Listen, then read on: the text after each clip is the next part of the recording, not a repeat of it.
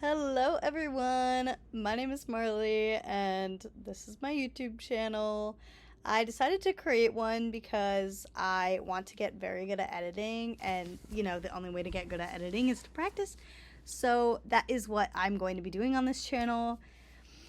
For my videos, they're going to consist of film, TV, and music reviews, vlogs, and sometimes gaming, which, if I do game, which will be rare, they will literally consist of GTA, Minecraft, or Sims. So, easy money content to watch. Easy money content to watch. Anyways, today I am doing what I watched in November video. If you want an extended version of like what I watched and my comments about it, you guys can go to my Letterboxd, which is Marley360, if you want to, of course. Do not want to force you to do anything you don't want to. The first movie I watched this month was The French Dispatch. I watched it with my roommate in theaters. It was just very enjoyable. We both really love Wes Anderson, so it was a really good time. I loved this movie, and honestly, Wes Anderson's style of filmmaking in general is just so captivating to me. I love it so much. He definitely sacrificed character development with, the multiple different stories in this one, but it worked very well for his overall world building. I also really loved the little animation part he put in on the last story. I thought that was really cool, and I just love that animation style as well. This movie is not my favorite from him, but it's definitely up there.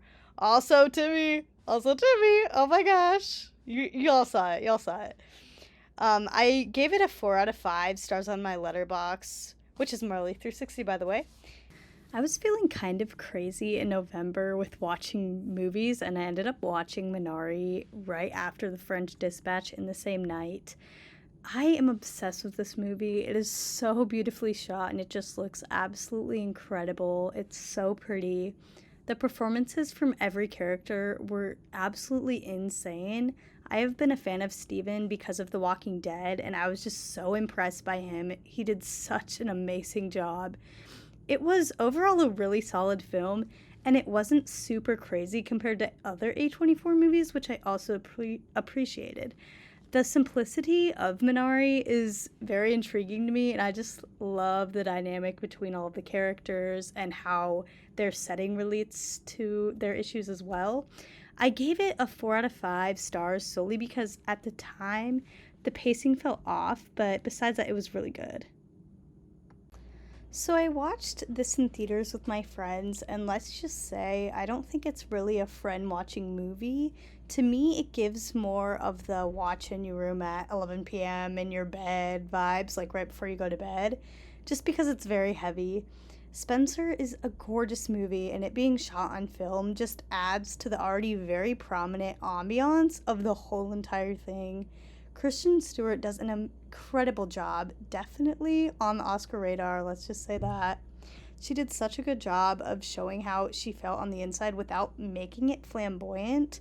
So many films seem to either go overboard or underboard when it comes to depicting mental health, but she did such a great job at it. I wouldn't recommend this film to everyone because it could definitely be triggering to some people, but I gave it a solid 4 out of 5 because it was an incredibly slow movie. That was the only issue I had with it, was the pacing, but the pacing was definitely intentional to show how trapped she really felt, but it got to the point, at least for me, that it was overwhelming and overbearing at times. I watched Little Woman with my roommate on one of our nightly movie dates, and it was so good. It was my first time watching, which is also kind of insane because I'm a very big Greta Gerwig fan. I literally watch Lady Bird like once a month. I'm crazy. Anyways, I just thought everything about this movie screamed like snow day, comfort food, and the holidays in general. Like it's just so weird because the premise isn't that at all, obviously, but it just gives you such a warm feeling the whole time. The vibes of this is mesmerizing, and it entrances you throughout the whole entire movie, which is so cool because that's very rare in movies, in my opinion. The cast is also extremely talented, and everyone gave a very authentic performance, which I think was completely necessary, for the roles they had to play and everything. Literally Timmy. Are you kidding me? Are you kidding me? Timothy Chalamet. I have to acknowledge that quick because does he ever do a bad job? No. No, he doesn't.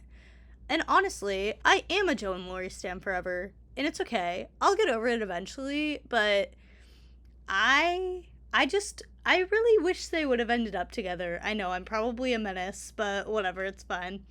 But I gave this obviously a 5 out of 5 because it's just that movie for me. It's so good. And I will definitely be revisiting this a lot. I, again, along with almost every movie on this list, watched this with my roommate.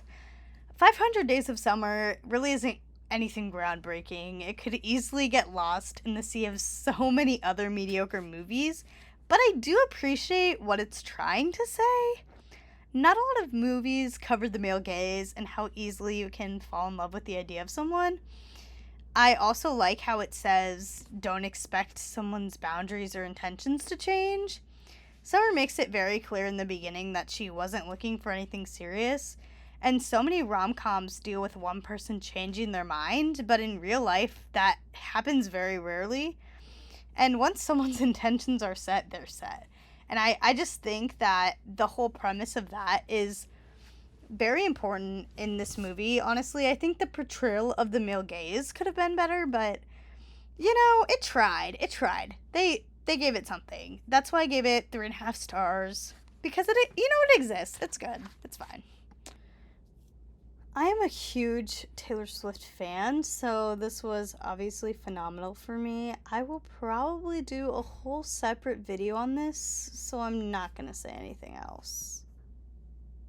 I was very pleasantly surprised by this movie. I watched this with my roommate again, like I watch everything with her. And this was a really fun watch, and most of the jokes weren't bad, which, like I said, I was honestly really impressed by. I was not expecting that. Jonah Hill and Channing Tatum gave great performances as well, which was great. And it was just overall a great time. I gave it a 3 out of 5 because, it's pretty basic, but it gets the job done. I am absolutely obsessed with Wes Anderson, just like I said during The French Dispatch as well, and his overall technique of filmmaking. I think his technique, writing, and characters in Fantastic Mr. Fox definitely make this one of his best work. There are so many iconic lines in this movie, and the shots and animation are incredibly well done. No part of this movie ever seems dull in any sense of the word.